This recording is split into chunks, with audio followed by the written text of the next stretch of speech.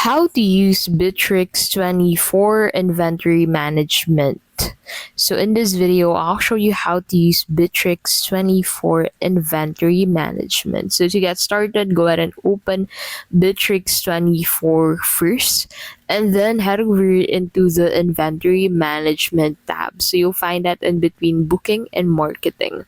So once you're on the Bitrix24 Inventory Management tab, you'll be able to find the inventory management tools you can use on the platform.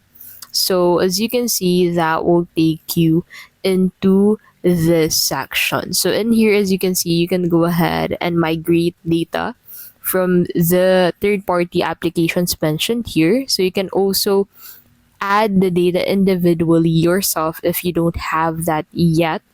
So go ahead and click on this create button at the top left to add those data individually.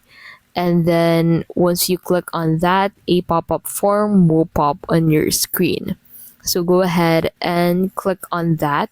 So make sure that you're on the inventory tab first, and then click on this create button at the top left. And then from here, go ahead and set the information required in here. So as you can see, you can go ahead and start with entering the product name, setting the barcode, setting the purchase price, the sales price, the quality arrived, the warehouse, and you'll be able to find the total of the items at the very right side of this specific list. So as you can see, you can go ahead and set the purchase price and your aimed sales price for the specific item, and then set the quantity arrived, and then you'll be able to find the total at the right side.